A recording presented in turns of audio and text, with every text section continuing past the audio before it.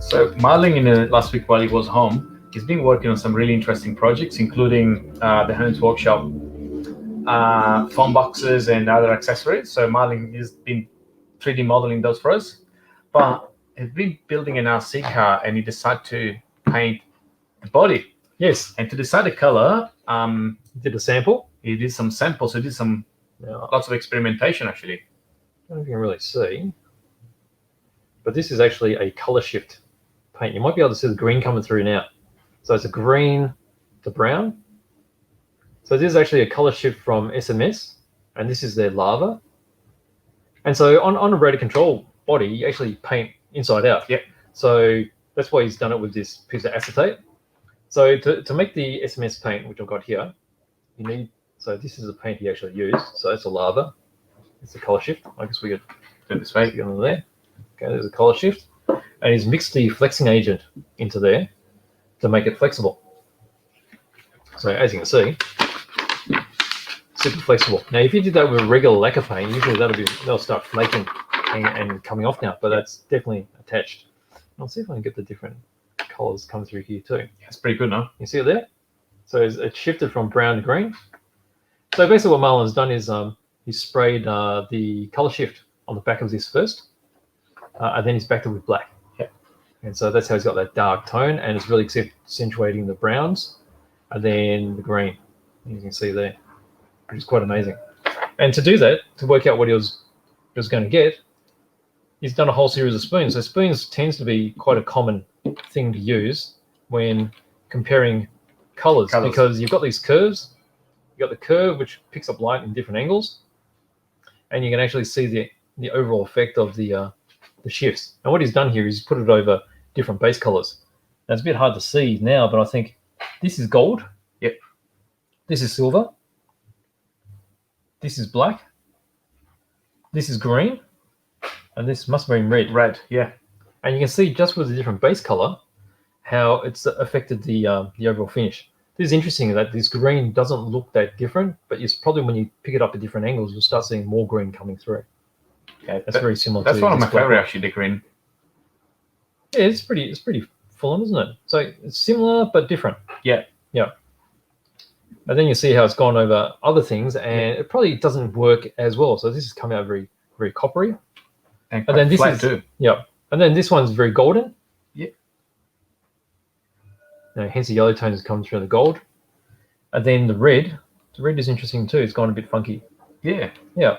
And then there's this piece which was a spare piece of bonnet that he had. And you can see just there how it's just shifted the tone. It's quite interesting. So whether or not you're building static kits like this one, or you're doing, flexible paint jobs for rotary control, you can quite easily get these paints to do this definitely sort of finish. Yeah. So with the flex agent, so it's basically recommended. 5%. It says up to 10%, but 5% works better. Yeah. And then bear in mind that this flex agent can be used for other lacquers as well. That's right. So you can mix your own paints if there's another tone that you like in a different brand. So yeah, just pay attention to the same sort of mixing ratio. As always, you should try experiment before going live effectively. Yes. Because they may react differently.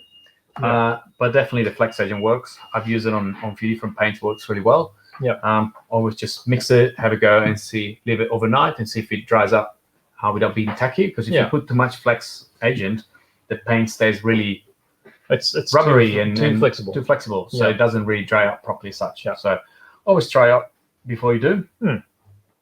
So cut you short. So the color shift paint looks great.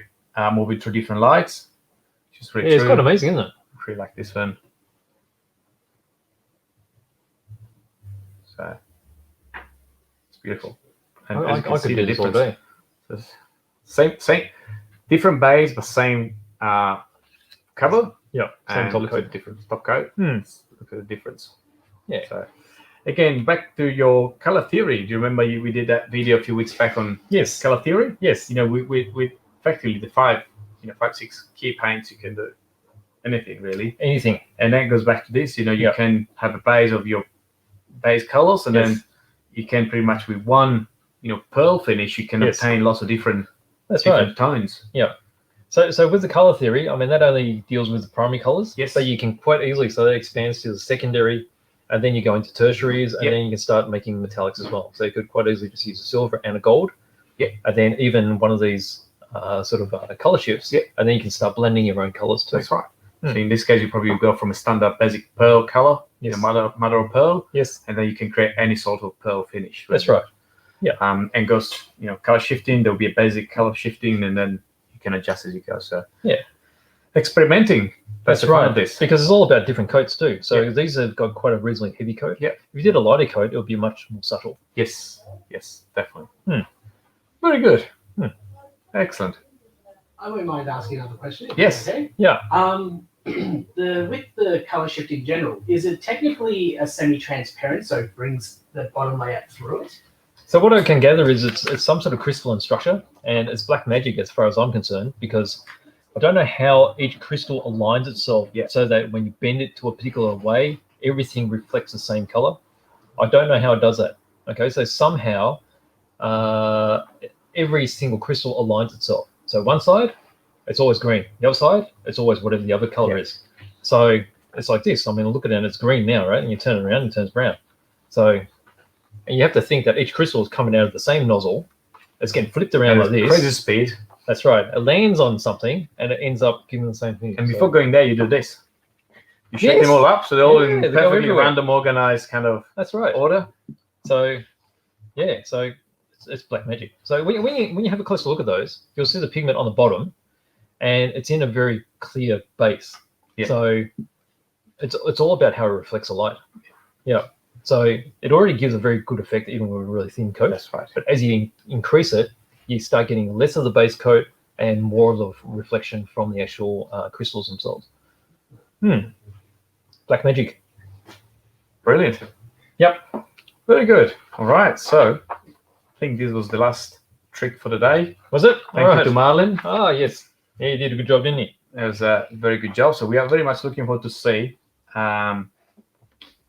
his RC car painted up all this way. Yeah, looking forward to it. He hasn't brought it in yet, has he? No. It'll come up soon, hopefully.